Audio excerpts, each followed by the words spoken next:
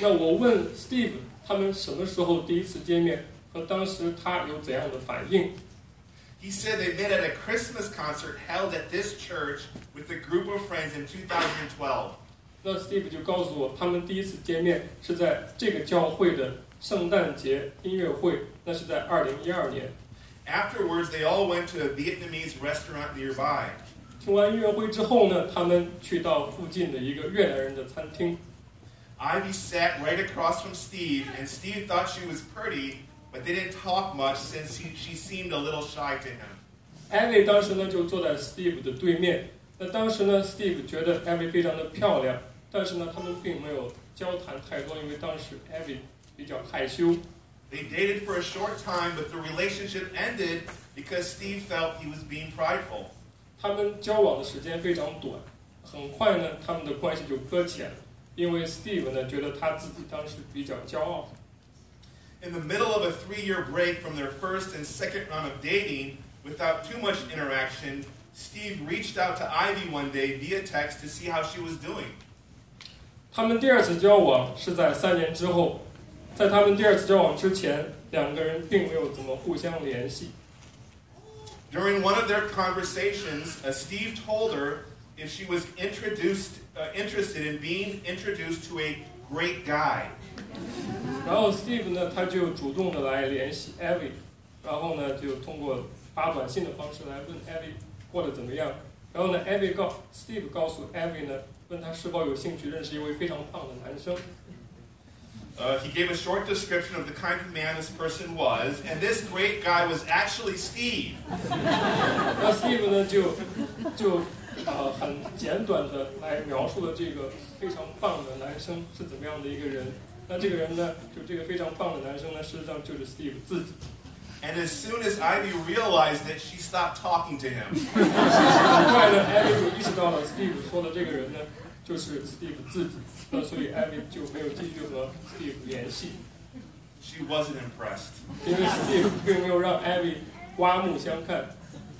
Fast forward 3 years since their first short-lived dating relationship after the Christmas concert, Steve decided to contact her again, this time over the phone, and he began calling her every day.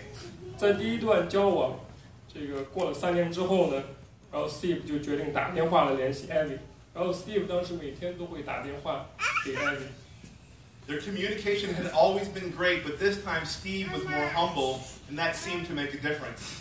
他们之间的交流都是非常的棒，但这一次呢，因为 Steve 变得更加的谦卑，正是他的谦卑呢，让他们的关系发生了质的改变。 They started to now date seriously, and Steve realized that Ivy was the only woman for him. 他们开始了非常认真的交往。那 Steve 也意识到 Ivy 就是那一位独一无二的、最适合他的女生。 I asked Steve why he wanted to marry Ivy. 那我就问 Steve， 为什么你想要娶 Ivy 呢？ Steve said he wanted to marry Ivy because she is able to see Steve more clearly than he sees himself, and he has experienced over and over the Lord using Steve to refine Steve and to help him be more gentle and loving. Steve 说他之所以想要娶 Ivy， 是因为 Ivy 比他自己都更清楚地认识和了解 Steve 是谁。那 Steve 也不断地经历到神使用 Ivy 来改变和帮助自己，变得更加温柔，变得更加有爱心。 He definitely sees how God uses Ivy to help him be the kind of man God wants him to be. Steve 真实地看到神如何使用 Ivy 来把自己变成神想要他成为的人。 When asked why he loves Ivy, Steve gave me many reasons.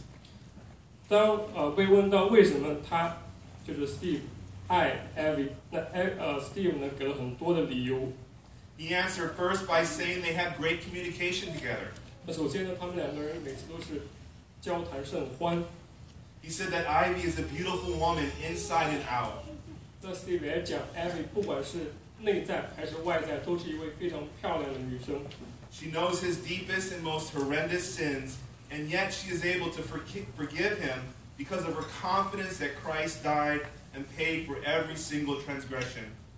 虽然 Ivy 知道 Steve 最深处的，然后也是最可怕的那些罪，但是呢 ，Ivy 仍然可以原谅他，因为艾薇相信主耶稣基督已经借着自己的死为这些罪付上了代价。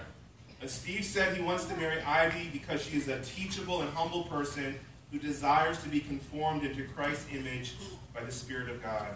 Steve 说他想要娶艾薇，是因为艾薇是一个非常受教和谦卑的人，并愿意依靠圣灵成长，越来越有耶稣基督的样式。